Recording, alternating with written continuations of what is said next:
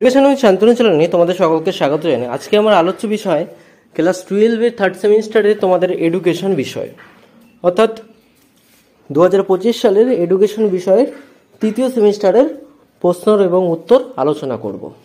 তোমাদের কালকেই পরীক্ষাটা শেষ হয়ে গেছে, তো আজকে তোমাদের প্রশ্ন উত্তর নিয়ে আলোচনা করব। প্রশ্নপত্র একের দাগে বলেছে স্বাধীন ভারতের প্রথম শিক্ষা কমিশন হলো রাধাকৃষ্ণন কমিশন। প্রশ্নপত্র 2 দাগে বলেছে কোন কমিশন বহুমুখী বিদ্যালয় প্রতিষ্ঠার সুপারিশ করেছিল? উত্তর হবে মোদালিয়ার কমিশন। প্রশ্নপত্র 3 দাগে বলেছে ত্রিভাষা সূত্রের কথা প্রথম কোন কমিশন উল্লেখ করেছিল? উত্তর হবে তোমার স্যাডলার কমিশন। প্রশ্নপত্র 4 দাগে বলেছে শিক্ষা কমিশন প্রস্তাবিত শিক্ষা কাঠামোটি হলো 10+2+3। প্রশ্নপত্র 5 দাগে বলেছে অপারেশন ব্ল্যাকবোর্ড কার সাথে সংযুক্ত? উত্তর হবে প্রাথমিক শিক্ষা। প্রশ্নপত্র 6 থেকে বলেছে 2020 সালের জাতীয় শিক্ষানীতির সুপারিশ অনুসারে শিক্ষার সংশোধিত কাঠামোটি হলো 5+3+3+4। প্রশ্নপত্র 7 থেকে বলেছে ডায়েট প্রতিষ্ঠার সুপারিশ করা হয়েছিল 1986 সালের জাতীয় শিক্ষানীতিতে। প্রশ্নপত্র 8 থেকে বলা হয়েছে সমাজের মধ্যে ভিন্ন ভিন্ন অর্থনৈতিক স্তরের ব্যক্তিত্বের মধ্যে সমবন্টনের নীতিকে বলা হয় অনুভূমিক সাম্যাবস্থা। 9 দাগের প্রশ্নপত্রে বলা হয়েছে নিচের স্তম্ভ দুটি মিলিয়ে বিকল্প বেছে নাও।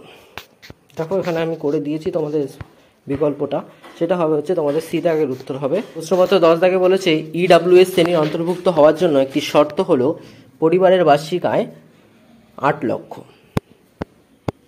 11 দাগে বলেছে মাতৃভাষায় মাতৃদুগ্ধ এ কথা বলেছেন রবীন্দ্রনাথ ঠাকুর। নই তালিম শিক্ষা প্রবর্তন করেন মহাত্মা গান্ধী। নিম্নলিখিত কোনটি রবীন্দ্রনাথ ঠাকুর রচিত নয়? সেটি হবে ভারত পথিক। শিশুকেন্দ্রিক শিক্ষা জনক হলেন Rousseau. Education is the manifestation of perfection already is man এ কথা বলেছেন বিবেকানন্দ। প্রশ্নপত্র 16 থেকে বলেছে ল্যাবরেটরি স্কুল প্রতিষ্ঠা করেন John Dewey's. School is a miniature of society কথাটি বলেছিলেন জন ডিউইস। নেতিবাচক শিক্ষার কথা বলেছিলেন রুশো। প্রশ্নপত্র 19 থেকে আছে নিচের স্তম্ভ দুটি মিলিয়ে সঠিক বিকল্পটি বেছে নাও। এটি তোমাদের হবে বি দাগ, অর্থাৎ আইয়ের সাথে হবে সি দাগ, এমিল হবে হচ্ছে রুশো, 2 হবে ওয়ার্ধা পরিকল্পনা হবে তোমার ডি দাগ, অর্থাৎ গান্ধীজি, শান্তিনিকেতন হবে তোমার এ দাগের সাথে রবীন্দ্রনাথ, গণতন্ত্র ও শিক্ষা হবে জন ডিউইস। বিশ্বভারতী প্রতিষ্ঠা হয় ড্যাশ সালে? বিশ্বভারতী প্রতিষ্ঠা হয় 1921 সালে। ইডব্লিউএসএন এর পুরো অর্থ হলো, অর্থাৎ পূর্ণ রূপ হলো চিলড্রেন উইথ স্পেশাল নিডস। লেখার ক্ষেত্রে স্টাইলের সাহায্য নেয় দৃষ্টিহীন শিশুরা। প্রশ্নপত্র 23 দাগে বলেছে সম্পূর্ণ বধির শিশুরা ড্যাশ ডেসিবেলের শব্দ শুনতে পারে না, সেটা হচ্ছে 70 ডেসিবেলের শব্দ তারা শুনতে পারে না। প্রশ্নপত্র 24 দাগে বলা হয়েছে শিখন অক্ষমতা শব্দটির জনক হলেন স্যামুয়েল কার্ক। ভারতে প্রথম মূক ও বধির শিক্ষার্থীদের জন্য বিদ্যালয় কোথায় চালু হয়? উত্তর হবে বোম্বাইতে। স্তম্ভ দুটি মিলিয়ে সঠিক বিকল্প বেছে নাও।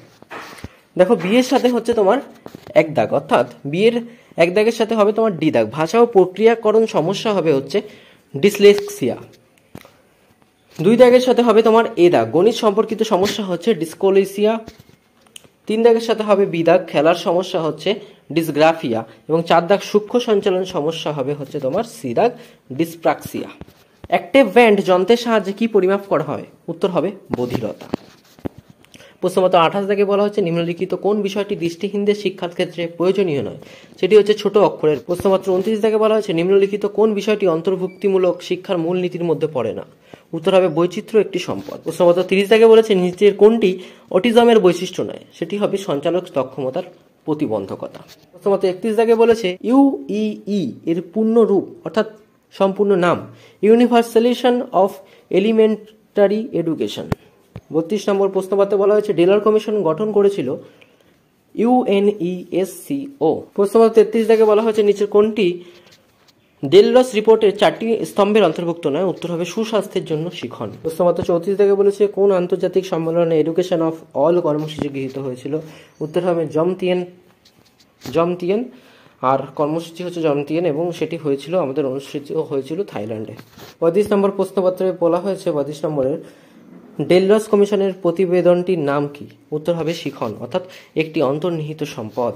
প্রশ্নপত্র 36 থেকে বলেছে আরটিই অ্যাক্ট কার্যকারী হয় 2010 সালে। ইতিবাচক মনোবিজ্ঞানের জনক ছিলেন মার্টিন সেলিগম্যান। 38 দাগের প্রশ্নপত্রে বলা হয়েছে সেলিগম্যানের পারমা মডেলের এ কথাটির অর্থ কি? অর্থাৎ পারমা লাস্টে যে এ আছে সেই এ কথাটির মিনিং অর্থাৎ ফুল অর্থ কি, মানে সম্পূর্ণ নাম কি বা অর্থ কি? এটা হবে অ্যাকমপ্লিশমেন্ট। আমাদের 39 নম্বরের প্রশ্নে আছে নিচের কোনটি ইতিবাচক ব্যক্তির বৈশিষ্ট্য? সেটি হবে হচ্ছে আশা।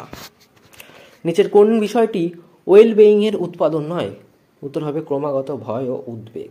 40টা প্রশ্ন যেটা তোমাদের কালকে তোমাদের পরীক্ষা হয়ে গেছে, সেই পরীক্ষার তোমার প্রশ্নগুলো আমরা উত্তর সহ বলে দিলাম, তোমরা মিলিয়ে নেবে কার কোনটা ঠিক হয়েছে কোনটা ভুল হয়েছে আমাকে কিন্তু কমেন্টে অবশ্যই জানাবে। চ্যানেলে যদি নতুন হয়ে থাকো চ্যানেলটিকে অবশ্যই সাবস্ক্রাইব করবে এবং বন্ধুদের মাঝে বেশি বেশি করে শেয়ার করে দিতে পারবে যাতে তারাও ভিডিওগুলো দেখতে পারে।